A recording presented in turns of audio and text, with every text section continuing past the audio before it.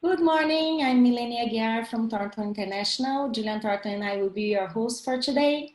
After the presentation, we will have time for questions. Feel free to send your questions using the Q&A box at the bottom of the Zoom page. Please use the option sent to everybody, not only to the presenter.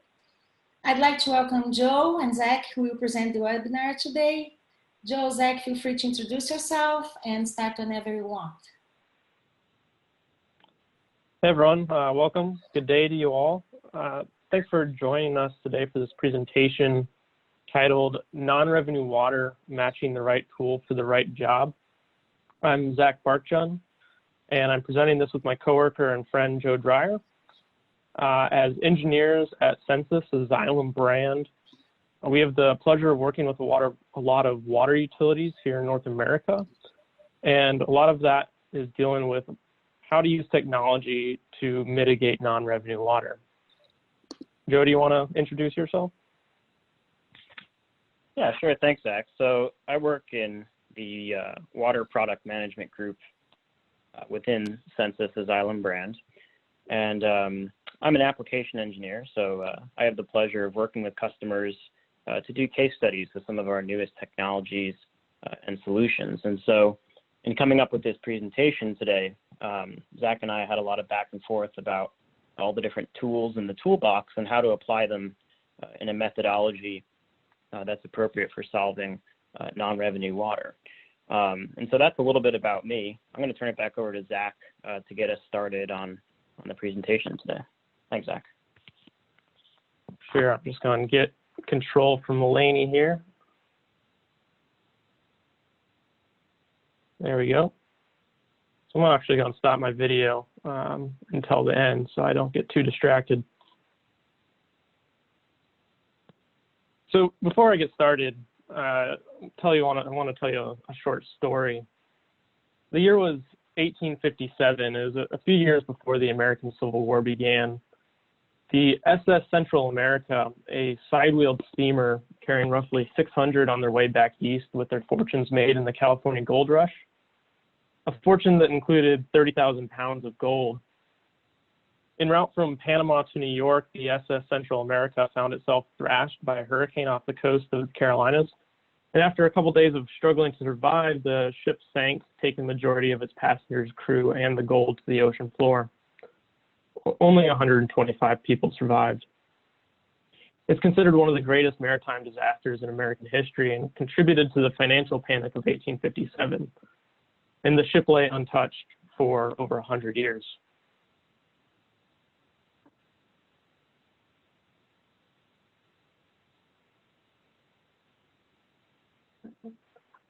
That is until Tommy Thompson came around. Tommy was a real engineer's engineer. He had a deep interest in deep sea exploration.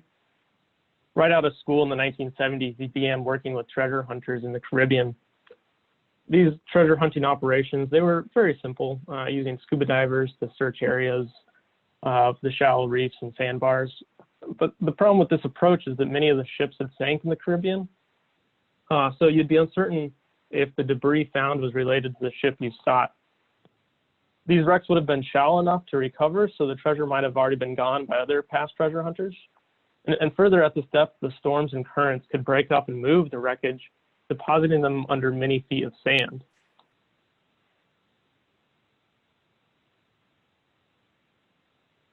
So from the book by Gary Kinder on this topic, he began to see a pattern. They operated from day to day with no long-term plan. They were all underfunded, no one kept accurate records, and the turnover rate of workers was high.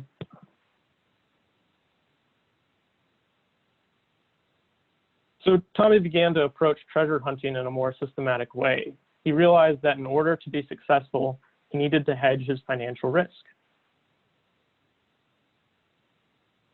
He collected historical accounts for shipwrecks, including survivor accounts, committee testimonies, captain's logs, cargo manifests, and weather reports. He studied the environmental conditions of the ocean, mapping currents, depths, sedimentation patterns. He utilized sonar to verify the presence of likely targets. And he used advanced robotics to verify the exact location.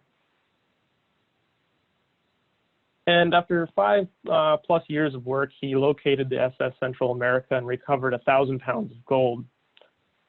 So I tell this story because I think it's a good analogy to water loss. The difference being, as we all know on this call, clean potable water is much more valuable than gold. So how can we apply a systematic approach like Tommy Thompson took to treasure hunting to minimize non-revenue water? Tommy recognized that the old school treasure hunters were jumping straight to scuba divers, which was the most precise but also the most labor-intensive endeavor without first doing their homework. For Tommy, his work started with researching historic documents. He wanted to confirm that there was enough documentation of the shipwreck to sufficiently restrict his search area. After all, the ocean's a very big place. Similarly, the IWA water balance requires collecting data from a variety of sources to get a better understanding of water loss in the water system. I won't go into the water balance and the performance indicators, but there is a great video by Roland Limberger on the IWA water loss YouTube site that I definitely recommend checking out. The main point here is the water balance helps utilities understand the magnitude of water loss and the uncertainty in those calculations. Understanding this is extremely important for deciding the correct mitigation. We are primarily focusing on real losses today, but if the water audit points to apparent losses as a bigger problem, there are meter testing programs and data science-driven technologies that can be systematically deployed. Actually, understand there's another webinar on June 30th that's going to deal more with that.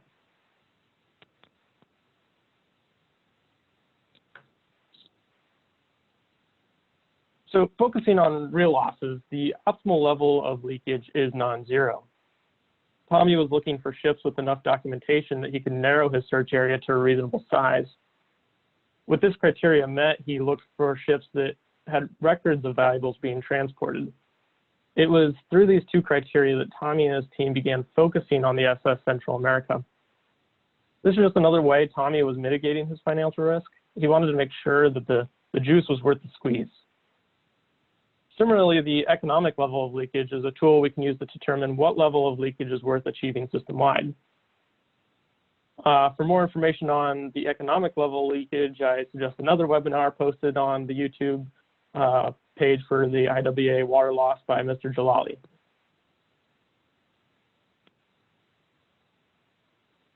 But Tommy didn't stop there and go out looking for ships right away. He began compiling the historic data into what started as a big matrix on his wall and ended up as a Lotus Notes database. You got to remember this was in the 70s and 80s. For us, that's a lot like keeping good GIS records of the assets and repaired leaks or breaks. But this historic data is only one side of the equation. Tommy realized that the ocean is a dynamic system, just like water distribution systems. He used ocean science to study the currents and sedimentation patterns around the area of shipwrecks. We can use a distributed monitoring approach to understand the dynamics in the water distribution system. Depending on where you are in the world and local governments, distributed monitoring can be achieved in a few ways. Utilities that have implemented AMI or advanced metering infrastructure for billing collection are at an advantage because not only does AMI provide more granular and rapid consumption information, AMI can be the backbone for information collection. So for those of you that may not be very familiar with AMI, an overview of our AMI infrastructure is illustrated here on the right. Radio towers communicate with distributed devices over a communication protocol designed for utility-grade battery life and operations. Although it's not technically part of a water balance, a nice benefit of AMI is that it can be used to alert customers of customer-side leaks. This can improve customer relations and minimize bad debt, which is something I want to turn over to Joe to talk about. Thanks, Zach. Yeah, so to illustrate this a little bit more, I wanted to introduce a case study. So Etowah Water and Sewer Authority is located about an hour north of Atlanta. It has about 5,400 service connections, and they run about 1.5 million gallons of water per day through about 175 miles of pipe. A few years ago, they went about replacing their meter base, and that meter base had mostly aging meters of all kinds, multiple manufacturers. And so not only did they want to replace those meters, but they also wanted to implement an AMI system, Advanced Metering Infrastructure, if you're not familiar with the acronym, but basically this system is going to meet all their measurement, communication, and analysis needs. And they wanted that to be the case for years to come. So really they wanted something more than just a billing read. This new system provided hourly resolution consumption data for all of their customer meters. And the utility really saw benefits from providing that hourly data directly to their customers in a usage portal or a customer portal. That can help customers conserve water, and it can also help them understand their bill better. So maybe instead of calling in about a high bill, they might just look at the consumption portal and get an idea for maybe they were filling a pool or had some sort of irrigation activity going on. Right, so this same hourly consumption data can actually be used on a system level, right, to capture demand profiles in certain zones or DMAs, or maybe even certain meter aggregations. And then that can be fed into a hydraulic model to provide more accurate demand profiling. And that can be used to increase the model accuracy and to calibrate the model. And so like if your town is going to go study the impact of a new production facility, and you want to answer the question, will we have a sufficient supply of water to meet the demands of a new plant, that's something where that model might come into play. But this same hourly data, as Zach mentioned, can be used to help notify customers if they have a leak, right, a customer-side leak situation. So this utility had meters reporting in from over 8 miles away. And so really it was a robust system that brought their incidence of read estimates down. And as a result from that also lowers apparent losses. But really one of the most important benefits had to do with the meter accuracy. So the system saw a 5% increase in revenue, and that's without a rate increase, resulting from improved meter accuracy. And this, as well as the reduced read estimates that we just discussed, can be tied directly to reduced apparent losses in the non-revenue water balance. And so the return on investment like this can also help fund next steps towards finding and addressing non-revenue water. So really the bottom line here is that utility networks serve as a solid foundation to build more advanced techniques and methodologies for addressing non-revenue water. As Zach said, this is kind of the backbone, or in Tommy's story, the matrix on the wall, that can be used to frame and fuel next steps. And so I'm going to turn it back over to Zach to discuss monitoring of some additional parameters in water distribution systems and how that relates back to non-revenue water.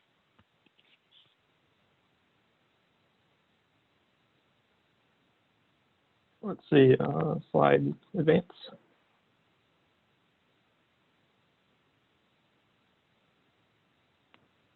There we go. So as I mentioned, we can use AMI for more than, too far. All right, as I mentioned, we can use AMI for more than just meter reads. One application is pressure monitoring and management. So as we know, leakage is a function of pressure. The higher the pressure, the more background leakage that occurs. Additionally, since breaks occur when the pressure exceeds the tensile strength of the pipe wall, reducing pressures can reduce breaks.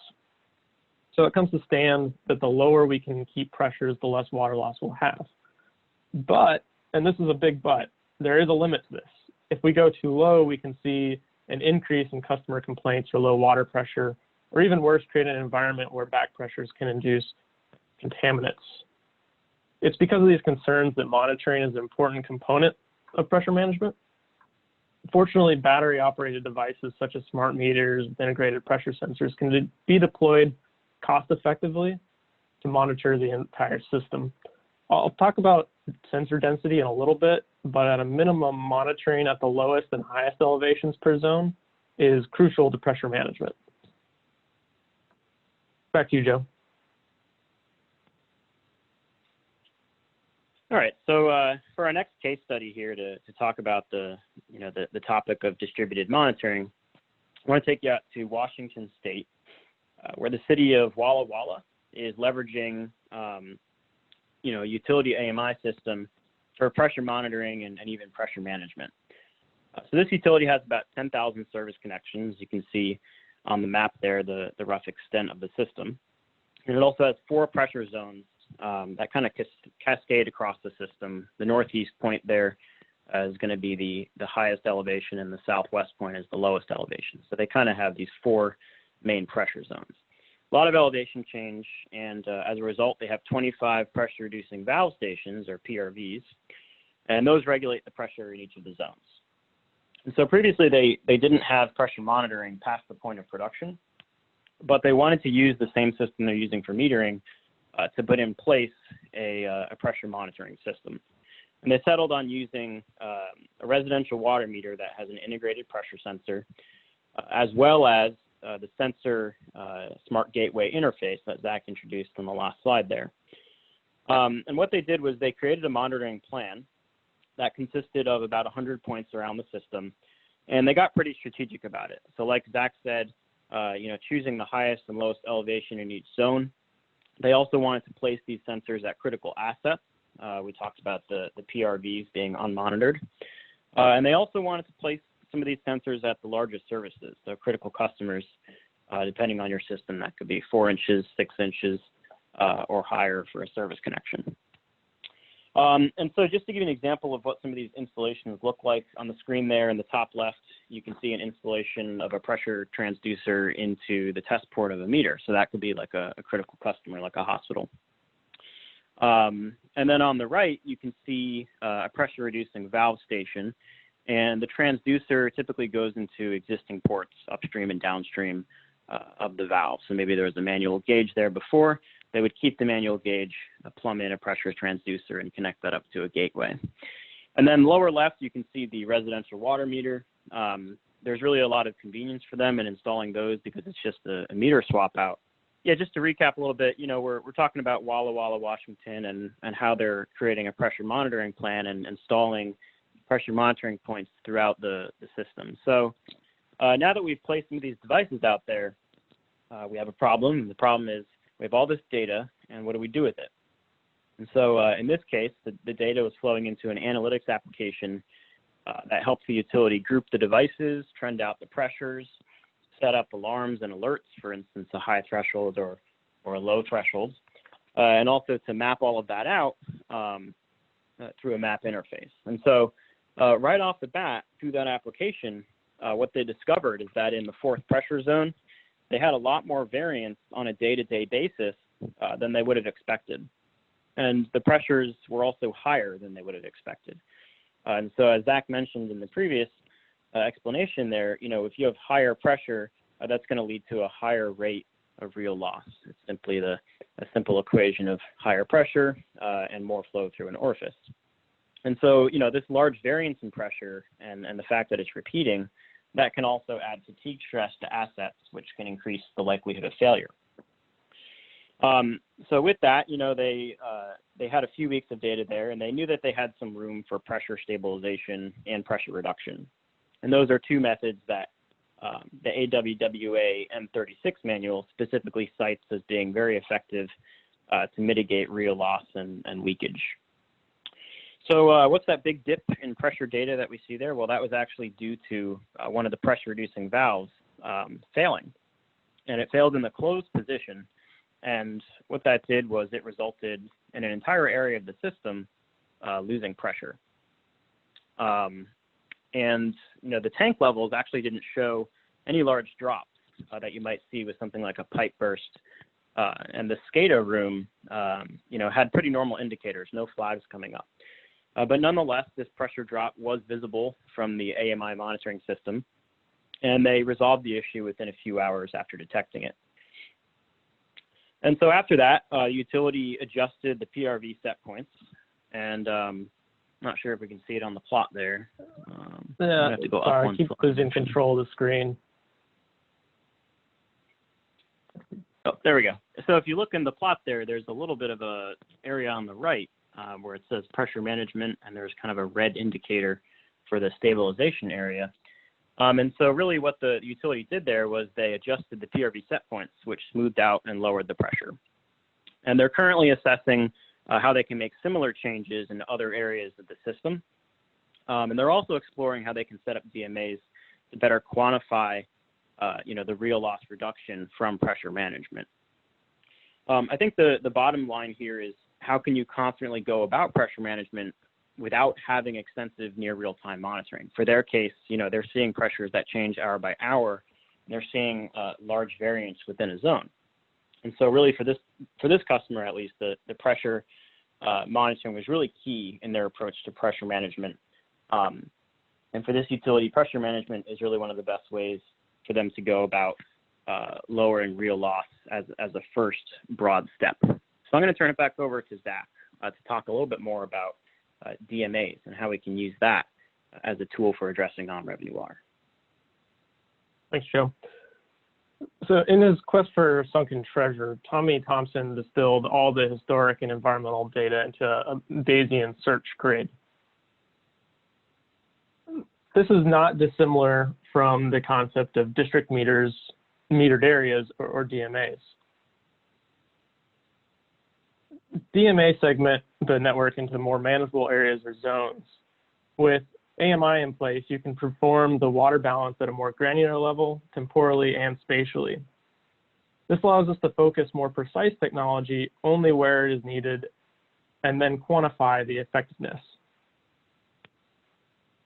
Of course, for this approach, district meters are required.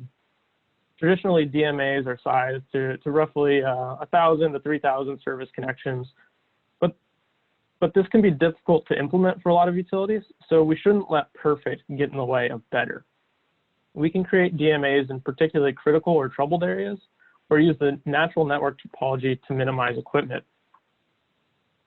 And I see Chris Lewers on this call. I highly recommend his presentation also on the IWA water loss YouTube page. If you haven't already seen it, it goes into this and really the operation of DMAs and how you can use step testing as well. So I'm going to turn it back over to Joe one more time. Yeah, all right. So for an example on DMAs and how you can use those to address and detect non-revenue water, I'd like to take you down to Dallas, Georgia. So AMI can be a really good tool for building out or even supplementing the utility's approach to district metered areas. And in this example, Dallas actually already had one larger area of the system set up as a DMA. That's the yellow highlight in the map there. And they had a master meter set up, and that data was going across the existing SCADA system.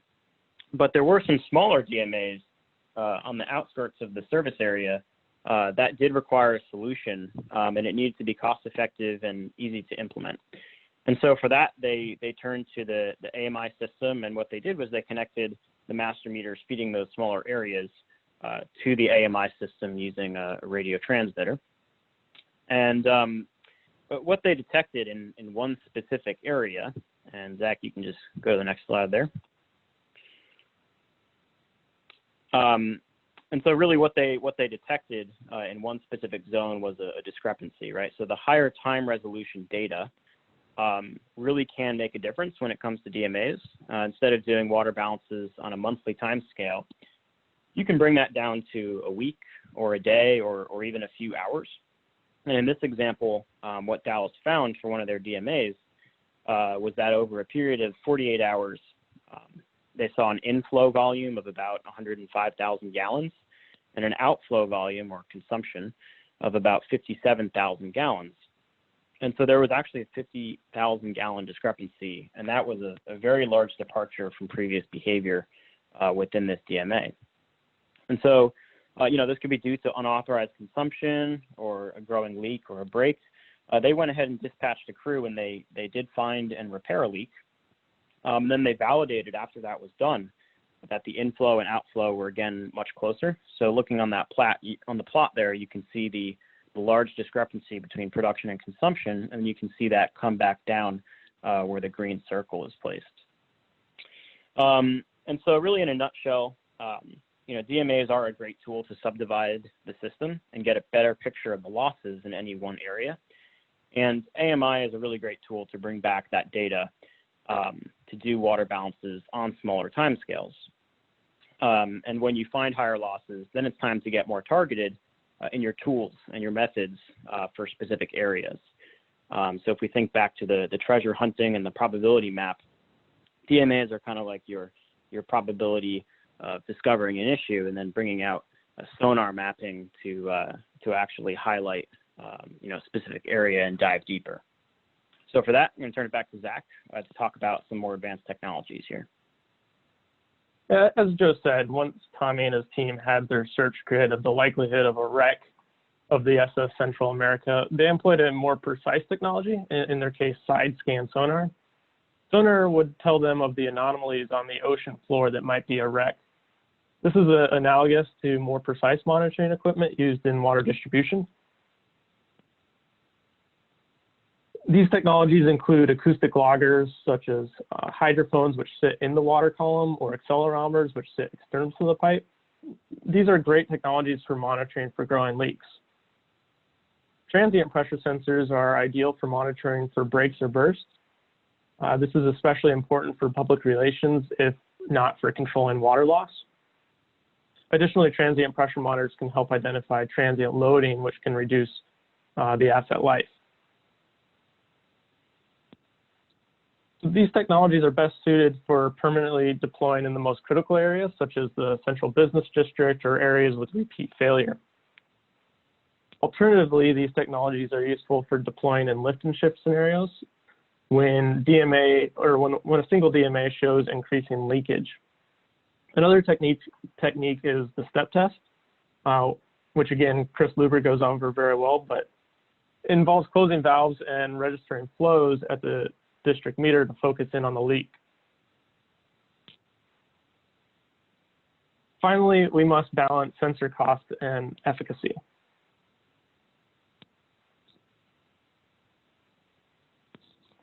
So Tommy realized that there was financial risk to using the Sidescan sonar more than they needed to. Using it too much cut into his profits. Similarly, there is a trade-off between sensor density and precision.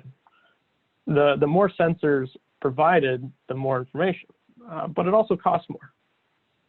So what we find to be the most effective is to have a tight enough spacing to help focus the effort of your leak detection technicians so they're utilized most effectively. I'm going to turn it back over to you, Joe. All right, so what we see on the slide here is an example for using a hydrophone to detect growing leaks. Now, a hydrophone is essentially a high-frequency acoustic monitoring tool. And so on that plot, you can see the system pressure. That's the bluish line that's trending fairly steadily along. And then it also shows some green data lines that grow in magnitude, and that's actually the acoustic noise from the hydrophone. So the hydrophone is picking up a growing level of noise over a period of about 3 weeks, from late October to early November. And in this case, Xylem had a monitoring team that was checking the data and alerted the utility of the growing likelihood of a leak. The utility did roll a truck. They made a repair in the impacted area. And as you can see in the plot, the acoustic noise drops back down to 0 or near 0. But only a week or two later, that noise again started increasing. And the utility then again addressed it by dispatching a crew, making a repair, and as we can see, the noise dropped back down. And so the bottom line here to emphasis is, in this case, permanent monitoring really gave them the opportunity to make findings that a one-time survey may not have revealed. Now, there's certainly value to a one-time survey, but in this case, one data point just didn't tell them as much as a time series of acoustic noise that can be tracked for increasing magnitude to show the increasing probability of a leak, which could lead to a burst.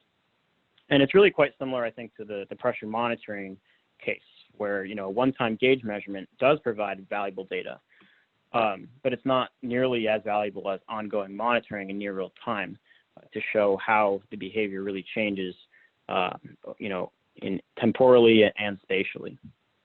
So I'm going to turn it back over to Zach to talk about kind of where this fits into the whole story and wrap it up. So finally, Tommy and his team used an unmanned autonomous vehicle to pinpoint the wreck of the SS Central America, and they recovered about 1,000 pounds of gold. For distribution systems or smaller diameter pipes, this is sending out leak technicians with correlators and ground mics. This requires the most labor and the most skill. And for many utilities, their most skilled leak detection technicians are also the best foremen, like Matthew pictured here. It isn't just about where he spends his leak detection time, it is also how much time he can scrape together when he isn't pulled into other projects. For transmission mains or larger diameter pipe, external acoustic equipment does not work very well. This is where inline tools that either roll or swim through pressurized pipe are the most effective. They are effective because their senses are literally inches or millimeters from the leak in the water column, or inside the water column. Typically, these tools are thought of as condition assessment tools due to the criticality of these mains, but there's certainly overlap between asset management and non-revenue water.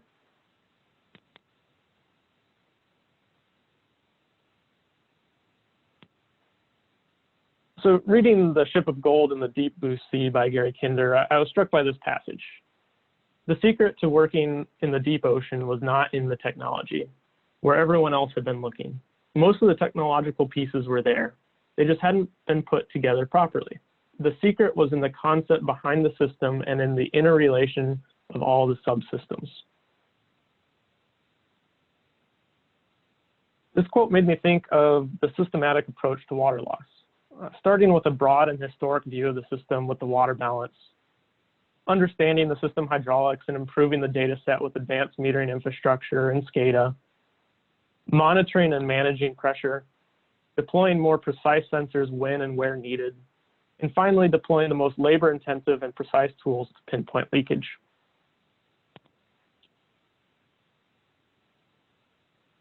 I'm going to wrap up with one more quote from Gary Kinder's book.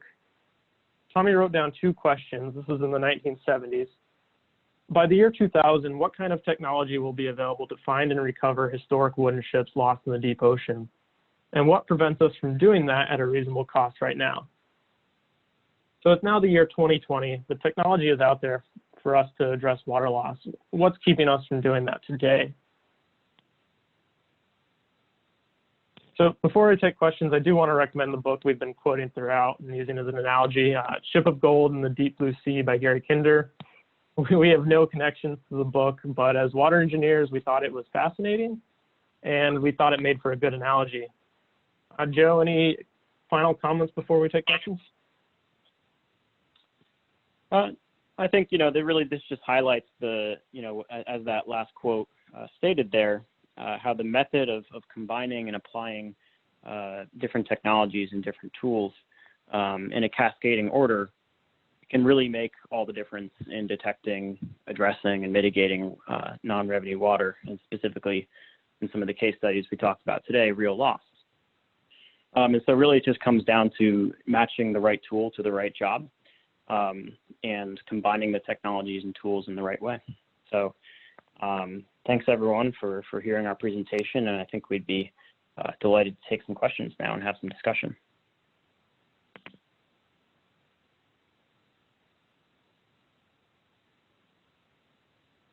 Absolutely. Mulaney, do you want us just to take questions from the chat, or how would you like us to handle that? Thank you, Zach. I think I wasn't with my sound on. Do you see me now? Okay. Yes. We are back. Let me see if we have any questions right now. Okay. From Joanna Reigns, how do you determine your pinpoint location for hydrophone installation? Absolutely. So I think this question is asking maybe 2 things. One is, how do you determine hydrophone locations?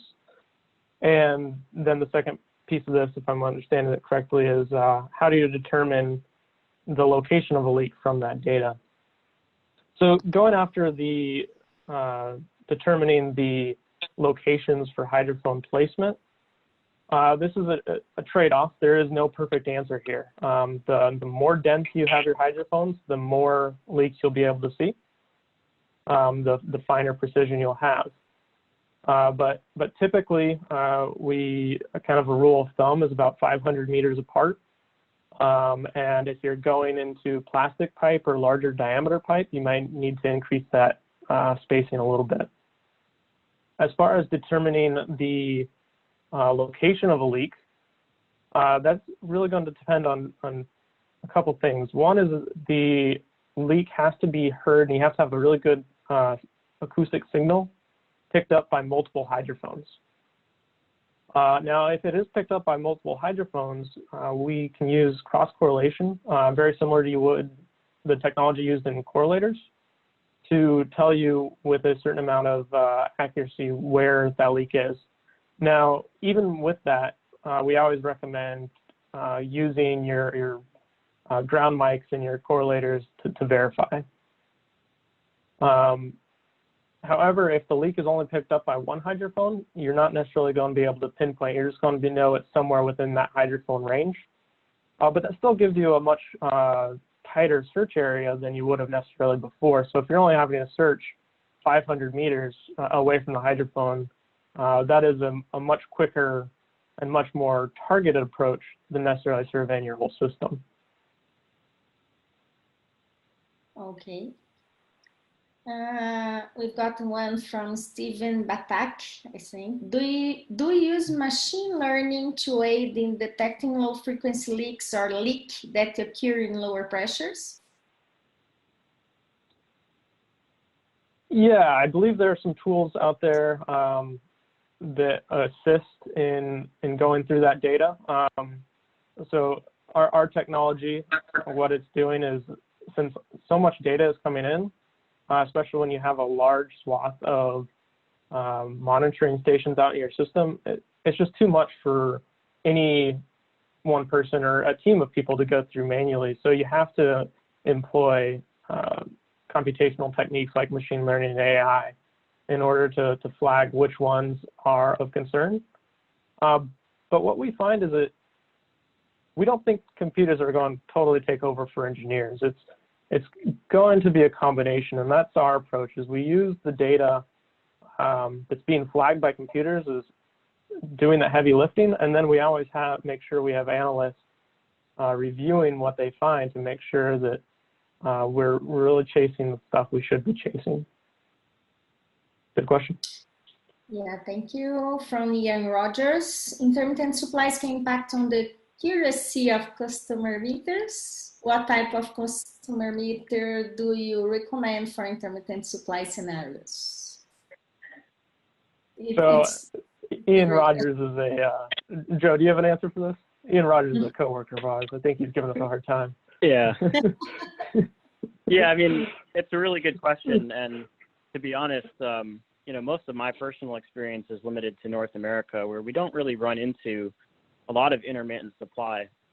But I think some of that, you can kind of decode, multiple parameters to get a better understanding of, what flow is occurring and when, and how to make sense of the data. So, for example, in North America, some of the water meters we make have an empty pipe alarm, where it'll send an alert message saying, I have a dry pipe condition, or I have a partially hydrated pipe. And for the technology that we're using, a lot of our static water meters, like for instance the iPearl, do require a saturated sensor within that line. And so in that case, really, maybe it's more about understanding when to throw out the data, whereas when to keep it. I can't say I have a good answer for the rest of the world where you have more intermittent supplies, but we do have a number of experts all around Xylem that I could reach out to and get back to you about the best technology for those specific applications. Ian Rogers did just text me. It is the iPearl. Ian is located in the Middle East, so he has a lot more experience with that. And I understand Ian's actually going to be giving that presentation on the 30th. But I think we'll touch on some of that. That's perfect. Julian is asking, do you also use accelerometers or just hydrophones, and why? ultrasonic or magnetic meters? Sure, I'll take the first part. So I think there's a place for both. Accelerometers and hydrophones, there's a trade-off. Hydrophones obviously are going to give you better data, but they also take more effort and work to get tapped in. We typically, as Xylem, we typically use more hydrophones than accelerometers to reduce the amount of equipment, but I think it's really going to be case specific to the water utility. And then ultrasonic or magnetic meters. Joe, you want to handle that? Yes, I think that one is, again, going back to intermittent supply. The question says ultrasonic or magnetic meters for intermittent supply. And, again, I don't really have a lot of experience with intermittent supply, but I think with every utility, there's a number of different meter options and technologies that apply. And there's pros and cons for each. So, factors including cost, accuracy, and just the kind of the specific design constraints. I think every utility is different, and the best solution is going to depend on those. But again, that's one where I think I would be able to follow up with some additional information about technologies for intermittent supplies, and we'd actually probably bring Ian in on that conversation. So. Thank you, Joe. Thank you, Zach. Mohamed Hassim Udin. In what range do you use hydrophones? So I think this is a question about the spec of the frequency of recording. What we do, I just pulled up the spec sheet. We are recording at 180 decibels at 800 hertz. Okay. And the acoustic sampling rate is 1,000 hertz, 8,000 hertz. So. Okay, sorry to interrupt here. Ian Rogers is back again, and he's telling, actually it's not a question, but he's saying that Chilean, I don't know if I'm pronouncing this correctly, has electromagnetic customer meters, iPro. These do not require their passing through the meter, unlike mechanical and ultrasonic, and they are 800. A question here from Christopher Gayon. Do you have any experience on using machine learning AI in identifying unauthorized consumption of the registered customers?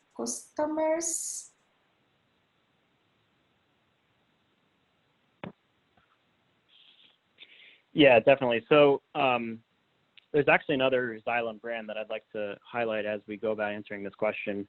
And I'm going to give Zach a second to respond as well. But that other brand is called Valor Water, and they have a tool called the Hidden Revenue Locator.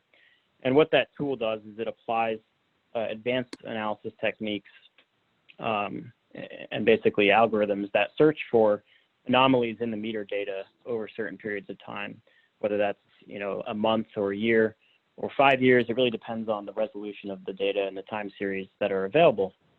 But this is definitely, definitely an area where these types of algorithms that leverage historical data can be applied in terms of understanding if there's unauthorized consumption or a meter that's slowing down over time and becoming less accurate. Zach, anything to add on that? Yeah, it depends a lot on the type of unauthorized consumption, on how they're doing it.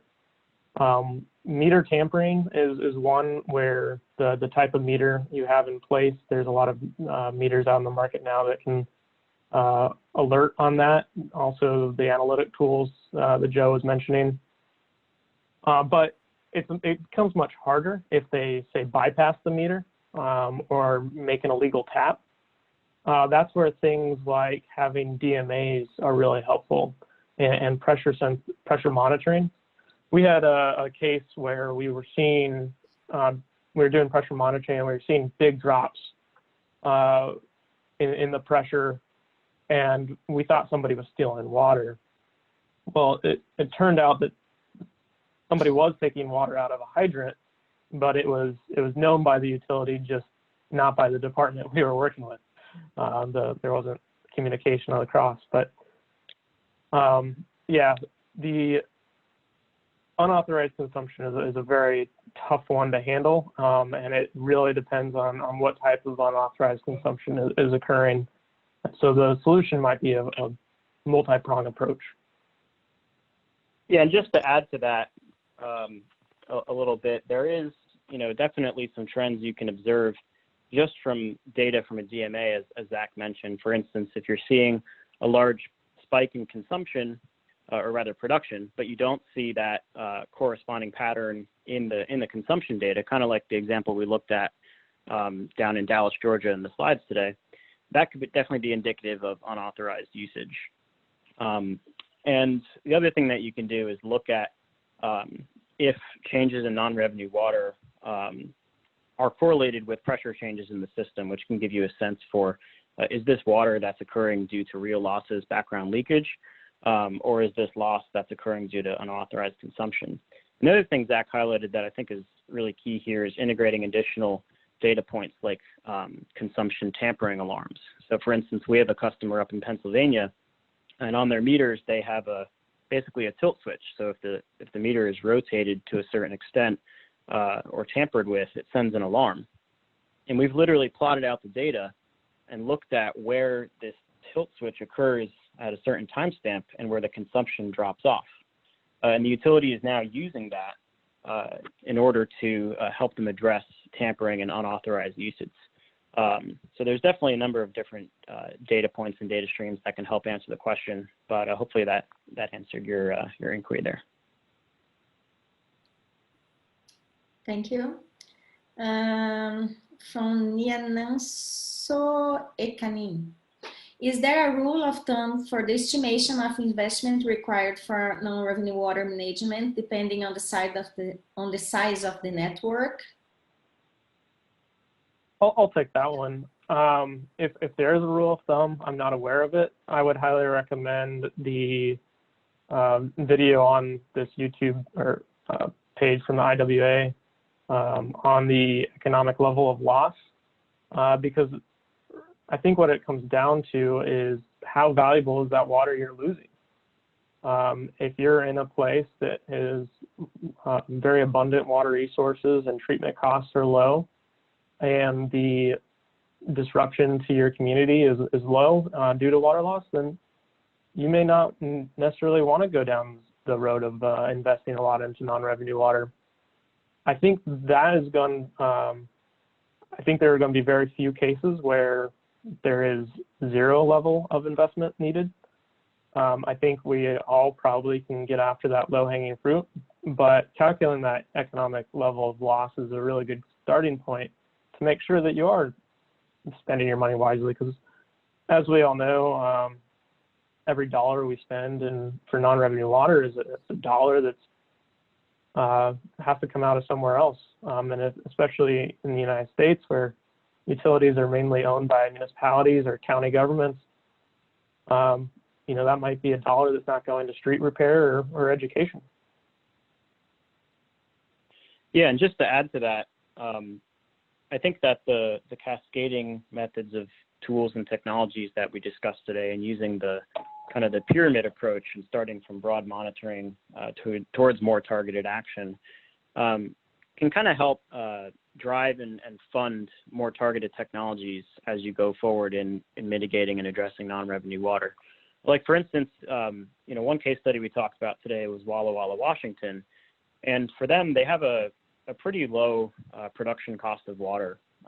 They have ample water resources, including both source water from a Mill Creek watershed area, that's surface water, and they also have a number of wells and an ASR that has plenty of capacity. And so for them, they looked at their cost of water and kind of the higher cost of doing broad surveys with acoustic devices and digging up, let's say, leaks that might not have been justified depending on that cost. And they said, well, if we can just adjust our pressure and turn it down and reduce our real losses, let's examine that cost and, basically the amount of savings we can get from that and see if that can justify becoming more targeted in some other areas of the system. Thank you, Joe. From G. Lewenberg. Based on your experience, why are DMAs or sub-DMAs definitions so difficult to define? Yeah, that's a good question. What we see is, or what we've known is traditionally DMAs have been done by putting maybe 1 or 2 meters in and then using closing valves in order to create those DMAs, create those control boundaries.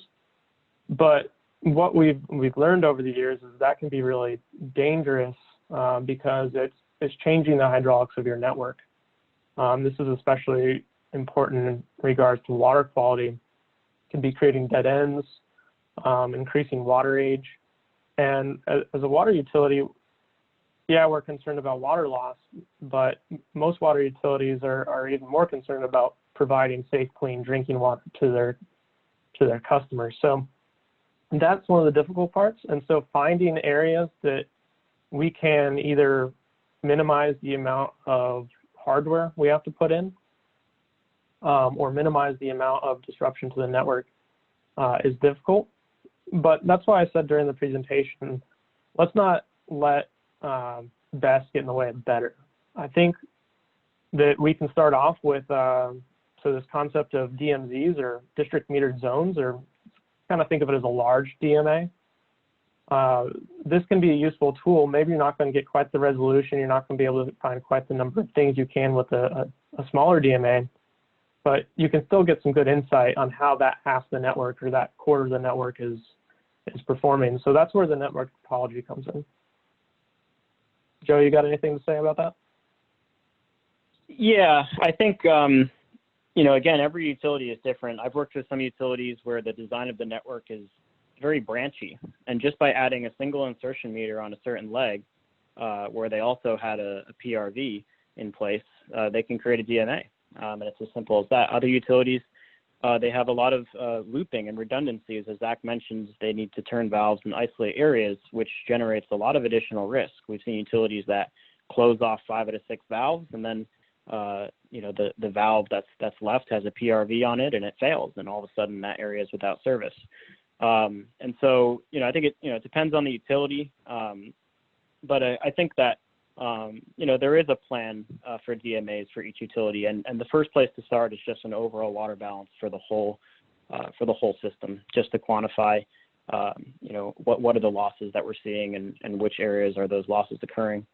And from there, then to build out and through the use of additional monitoring, understand where in the system you might add DMAs and go forth from there. So I think, and also the idea of cascading DMAs. So if I create up 4 DMAs in my area, and then if one of them I see higher losses, maybe that gets broken down into additional DMAs.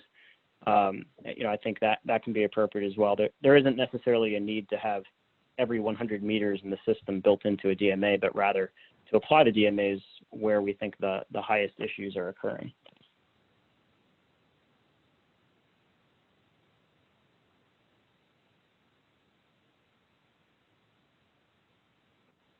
Looks like there's another question there on battery life.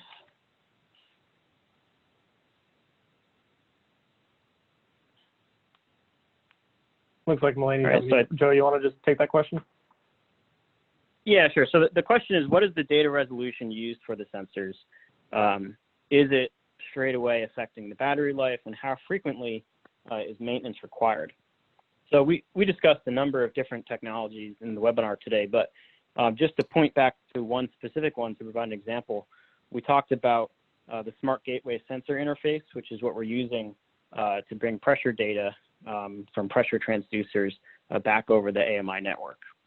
And just then as an example for there, a lot of the utilities that we use this with have 15-minute sampling being applied. So for instance, Walla Walla with their pressure transducers at each PRV, those are 15-minute sampling and 1 hour transmitting. So every time it transmits, it sends 4 measurements up, and that's the payload. And for that specific example, 15-minute sampling, 1-hour transmit, they're expecting a battery life of about 12 years for one sensor on that gateway. And really, I think battery life is definitely a challenge in terms of creating utility-grade IoT solutions. Fortunately, a lot of those challenges were already solved with the advent of AMI radio devices, which had to balance battery life against how often it's transmitting, which alarms are being transmitted, how often it's taking samples. And so a lot of the same findings and technology innovations do apply to IoT sensors like pressure sensors, temperature sensors, and other sensors that are going to be carried across an AMI network. Zach, I don't know if you wanted to touch on some of the battery considerations for some other technologies we discussed today, or maybe sampling frequency. Yeah, no, this is a really important trade-off that I'm glad you brought up. There are a big trade-off between sampling rate and communication frequency and battery life. And the mix of these things, I would generally recommend for most systems, it'd be a mix. So you're going to want to have some low cost, long battery life, low sampling rate, like the 15-minute or hour sampling rate in the water meter. Zach, but I those need to interrupt you now because we are running out of time. We've got 1 more minute, and I'd like to thank you very much, Joe, Zach. Sorry about new questions right now. We can just send everybody the answers. We've got 1 more question here, but we don't have enough time for that. So thank you, Zach. Thank you, Joe. If you want to say hi and hello and bye to everybody, feel free. Yeah, thank you for the opportunity. That was great. Yeah, Zach, Joe, thanks. And really selecting the right tool for the job is key. Excellent presentation. Thanks. Bye. Thank you. Thank you.